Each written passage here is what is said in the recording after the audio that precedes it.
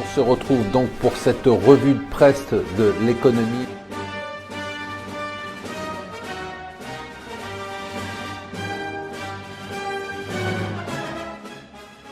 Bonjour et bienvenue sur Mon Financier pour la revue de presse de l'Écho. Nous sommes le mercredi 6 avril. Alors un article que je vous avais oublié de vous signaler hier sur le Financial Times, un article passionnant sur la bataille entre la gestion active et la gestion passive. La gestion active sont les gérants qui par leurs idées essayent de battre leur indice de référence et la gestion passive, c'est la gestion indicielle, c'est-à-dire c'est les trackers, les ETF. Et bien en premier trimestre de l'année, les gérants sont pris une claque phénoménale, c'est-à-dire qu'il y en a simplement 19% aux États-Unis, 19% qui ont battu leur indice de référence. Du coup, l'argent sort de la gestion dite active pour aller sur la gestion passive. C'est l'explosion des ETF, des trackers.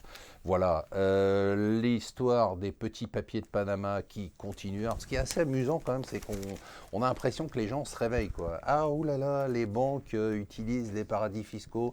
Incroyable, Panama, ça existe encore. Incroyable, les dictateurs ont de l'argent caché dans des comptes cachés. Enfin, on a quand même l'impression de rigoler. Ce qui m'a fait rigoler, par contre, que je ne savais pas, c'est que la France avait retiré Panama de la liste noire des paradis fiscaux. Ça, c'est quand même assez drôle. Donc, on va la remettre dans la liste. Alors, pour une fois, Obama a décidé de se mettre au boulot un an avant son départ, il était temps. Il a décidé de ne pas être simplement le président le plus cool de l'histoire des États-Unis.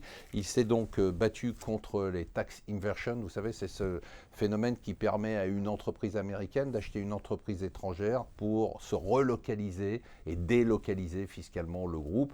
Et du coup, un des plus gros deals dans la pharmacie qui était Pfizer sur Allergan, 160 milliards quand même, une fusion à 160 milliards de dollars, vient d'être annulée. En voilà un qui avait peur de perdre sa chemise et il a bien raison. On se demande comment il a fait pour tenir aussi longtemps dans cette boîte de dingue dirigée par les syndicats des pilotes. C'est Alexandre de Juniac qui a tenu quand même 5 ans chez Air France et qui a visiblement craqué, qui en a marre et qui s'en va. On le comprend, on cherche son remplaçant, probablement un Chip and Dale qui lui n'aura pas peur de se faire arracher sa chemise et de se retrouver torse nu.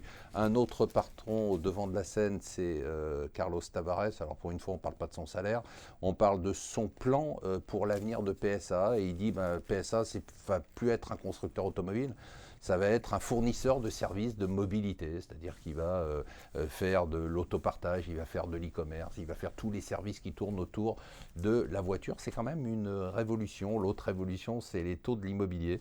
On continue à baisser, à chaque fois on dit ah oui, nouveau record, c'est fini, c'est le plus bas, il faut renégocier. On est déjà en dessous de 2%, bien évidemment c'est une première et du coup ça a un impact sur les ventes d'immobilier qui repartent à la hausse. Et enfin, la une du Parisien, c'est un tournant. On est à peine de finir de pleurer la disparition de Madame Claude, qu'on vient d'apprendre que maintenant le client deviendra de la prostitution, deviendra un délinquant.